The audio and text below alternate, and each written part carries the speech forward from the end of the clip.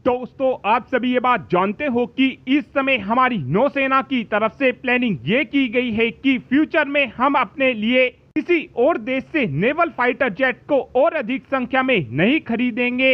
इन fighter jet की जगह पर हम अपने स्वदेशी टेड बीएफ यानी कि twin engine deck based fighter jet को ही खरीदेंगे और इन्हीं फाइटर जेट को अपने एयरक्राफ्ट कैरियर पर तैनात भी करेंगे।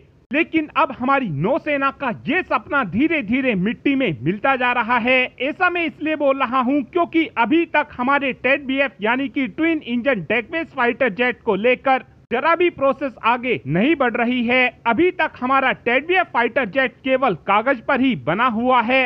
इससे ज्यादा इस फाइटर जेट को लेकर अभी तक कोई भी प्रोसेस नहीं हुई है। इवन अभी तक तो हमारे टेड बीएफ फाइटर जेट को अप्रूवल तक नहीं दिया गया है और जब तक हमारी कैबिनेट कमेटी ऑन सिक्योरिटी की तरफ से टेड बीएफ फाइटर जेट को अप्रूवल नहीं दिया जाएगा, जब तक टेड बीएफ के लिए फंडिंग को रिलीज नहीं किया जाएगा और जब तक डीआरडीओ और एडीए को फंडिंग ही नहीं मिलेगी तो ये फाइटर जेट बनकर कैसे तैयार हो पाएगा। किसी भी फाइटर जेट को बनाने में कम से कम 8 से 10 सालों का समय काफी आसानी से लग जाता है और ये समय भी जब लगता है जब आपके पास लड़ाकू विमान को बनाने का अच्छा खासा एक्सपीरियंस मौजूद हो।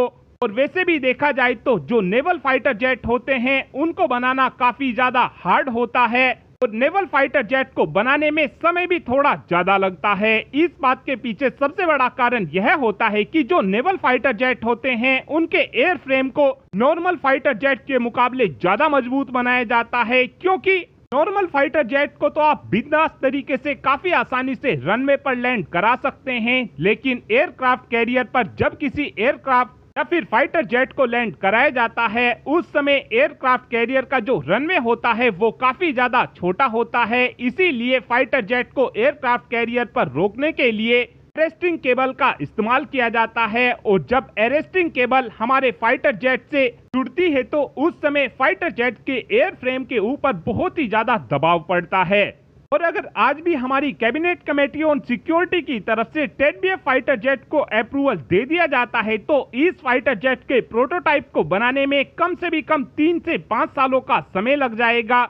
उसके बाद 5 सालों तक काफी आसानी से इस फाइटर जेट की टेस्टिंग को किया जाएगा, जिसका सीधा सा मतलब यह है कि ये फाइटर जेट प्रोडक्शन में 2033 या फिर 2034 तक ही जा पाएगा। ये कंडीशन जब है जब इस फाइटर जेट को अप्रूवल आज कल में ही मिल जाए।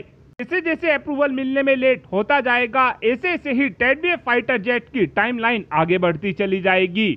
2034 वो साल होने वाला है जब हमारी नौसेना के पास दूसरा स्वदेशी एयरक्राफ्ट कैरियर भी आ जाएगा, क्योंकि हाल ही में ही हमारे दूसरे स्वदेशी एयरक्राफ्ट कैरियर को अप्रूवल दिया गया है। तो अगर जब तक हम अपने टेड बीएफ को नहीं बनाते हैं तो हमको ये डेफिनेटली भविष्य में देखने को मिलेगा कि एक बार फिर से हमको फ्रांस के सामने रफाल मरीन फाइटर जेट को लेकर हाथ फैलाना पड़ेगा।